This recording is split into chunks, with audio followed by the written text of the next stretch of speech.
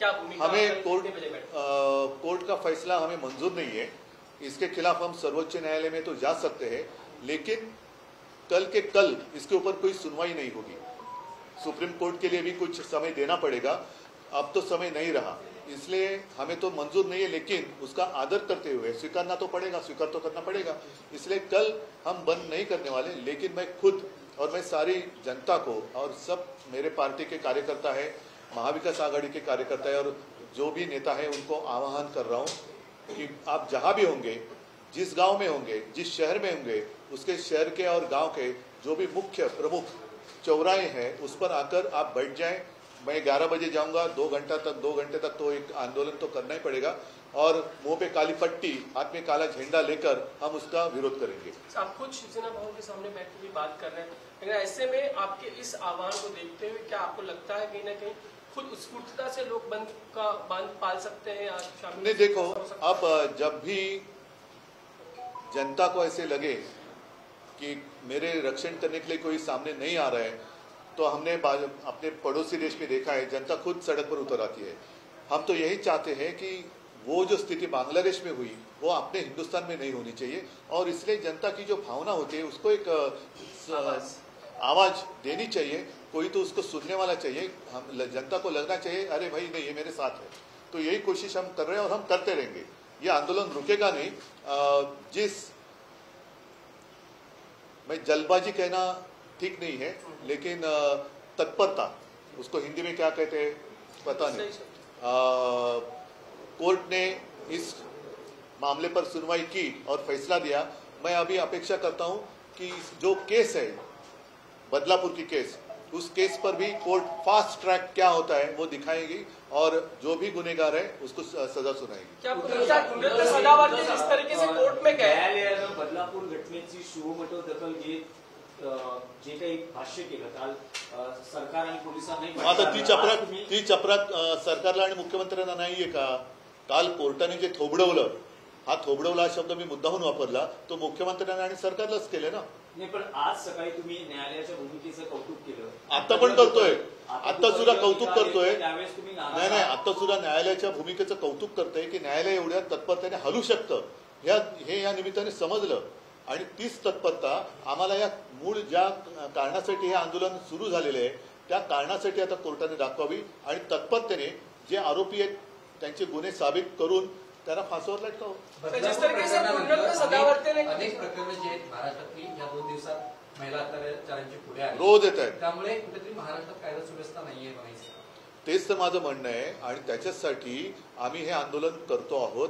आणि ज्या पद्धतीने सरकारची जबाबदारी झटकते, नुसती झटकत नाहीये तर नराधमांना पाठीशी घालते, नुसतं पाठीशी घालत नाही तर जनतेला गुन्हेगार ठरवते, उत्स्फूर्तपणाने आंदोलन करणाऱ्या जनतेला गुन्हेगार ठरवते, त्यांच्यावरती केसेस टाकले जात आहेत आणि एकूणच एक स्वतःच्या विश्वामध्ये, स्वतःच्या भ्रमामध्ये ते मशगूल आहेत।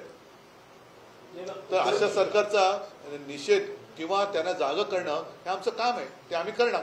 आंदोलन ठरवताना महाविकास आघाडीच्या नेत्यांमध्ये एकवाक्यता नव्हती का? कारण कुठलं हे जे आंदोलन आहे बंद, हे जे आंदोलन नाही, एक वाक्यता होती म्हणून तो बंद केला होता। नीट लक्षात घ्या, आता हा निर्णय संध्याकाळी आलेला आहे, आम्हाला या निर्णयाची अशी अपेक्षा नव्हती, कारण लोकशाहीमध्ये आपल्या आंदोलन करणं याला बंदी नाहीये।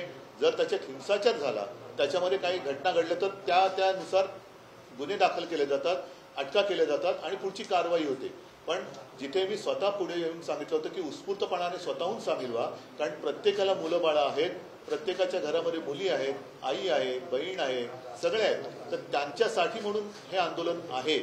हे आंदोलन थांबणार नाहीये। जर का तुम्ही बंद आम्हाला करायला देत नसाल तर आम्ही असं म्हणतो की तुम्ही आम्हाला तोंडच उघडू देत नाही, तर आम्ही 11 वाजता उद्या मी स्वतः शिवसेना भवनच्या चौकात येऊन बसणार आहे। तसंच राज्यातल्या सगळ्या नेत्यांना मी सांगतोय, जनतेला सांगतोय की आपापल्या गावात, आपापल्या शहरात, प्रमुख चौकात तोंडाला काळी पट्टी बांधून, हातात काळे झेंडे घेऊन ह्या नराधमांचा निषेध करायला बसा आणि सरकारच्या असंवेदनशीलतेचा निषेध करायला आपण बसा। प्रश्न आहे की जसं दिनेश विचारतात की एक वाक्याचा हा, एक वाक्यतेचा विषय अर्धवट राहिला, तर तो आम्ही बंद केला होता। संध्याकाळी निर्णय आल्यानंतर साहजिकच आहे, पवारसाहेब बाहेर गावी आहेत, मी इकडे बसलो. मगाशी मी तुम्हाला सांगितलं नाना पाटोळे एकीकडे आहे, तर आम्ही फोनवरती बोललो आणि फोनवरती बोलून उद्याचा कार्यक्रम आम्ही ठरवलेला आहे. पण एक म्हणजे यामध्ये असं दिसतं पवार साहेबांनी एक वेगळं ट्विट केलं. हो, कारण आम्ही एकत्र एका गावात नाही आहोत. एकत्र जर यावर असं आमचं एकत्र ट्विटर हँडल नाही आहे आणि आम्ही जास्त ट्विट करत नाही. ट्विट करणारे आम्ही लोक नाही आहोत. ते व्हॉट्सअप युनिव्हर्सिटीवाली लोक वेगळी आहेत. आम्ही जे बोलतो ते समोरासमोर बोलतो. उद्धव प्रश्न असा आहे की हायकोर्टाचे नियम तर सगळ्यांनाच माहिती आहेत, तर त्याची पूर्वकल्पना आपल्याला महाविकास आघाडीने किंवा आपल्याला काही वैयक्तिक हायकोर्टाचा नियम नसतो, नियम घटनेचा असतो. नियम घटनेचा असतो, निर्णय कायदा घटनेचा असतो. घटनेमध्ये कायद्याचा उल्लेख असतो, कोर्टामध्ये नसतो. कोर्ट त्याचं पालन करतं. त्याच्यामुळे आजपर्यंत कधी असं झालेलं नव्हतं आणि याच्या विरोधात आम्ही सर्वोच्च न्यायालयात जाऊ शकतो. पण उद्या बंद असल्यामुळे, बंदचं आवाहन केल्यामुळे आजच्या आज आम्हाला काही सुप्रीम कोर्टात जाणं शक्य नव्हतं. मात्र लोकांच्या मनामध्ये जी खतखत आहे, त्या खतखतीला जर का आता आम्ही नीट वाचा फोडले नाही तर आणखीन काहीतरी अघटित घडू शकतं. बदलापूर झालं, कोल्हापूर झालं, आणखीन काही ठिकाणी नाही, मी सकाळी तुमच्यासमोर यादीच वाचून दाखवली ना. छोट्या छोट्या घटना घडतात. जर समजा उद्या म्हणजे या पुढच्या काही महिन्यांमध्ये या आठवड्यानंतर, 2 दिवसानंतर किंवा एका महिन्यानंतर जर वेळ आली तर परत महाराष्ट्र बंदची हाक देऊ शकता सर्व. नाही, ती मला असं वाटतं की ती जबाबदारी आता याचिकाकर्त्यांनी घ्यावी की याच्या पुढे काही अशी दुष्कृत्य घडली तर त्यांनी व्यक्तिगत जबाबदारी घ्यावी आणि सन्माननीय उच्च न्यायालयाने पण ती घ्यावी.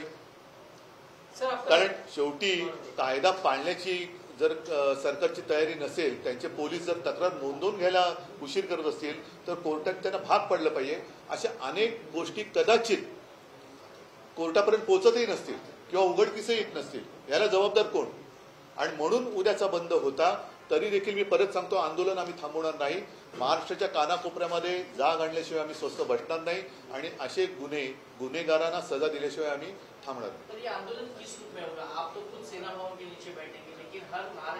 महाराष्ट्र के हर कोने में जहां भी मेरे लोग हैं वो खुद, और मैंने तो कहा मेरे नाना पाटोले जी से बात हुई है, जयंत पाटिल जी से बात हुई है और सारे लोग मेरे पार्टी के कार्यकर्ता, पार्टी के स्थानिक नेता जहां भी रहेंगे उस गांव में और हर शहर के प्रमुख चौराहे पर आकर मुंह पे काली पट्टी और हाथ में काला झंडा लेकर बैठ जाएंगे. समय क्या रहेगा सर?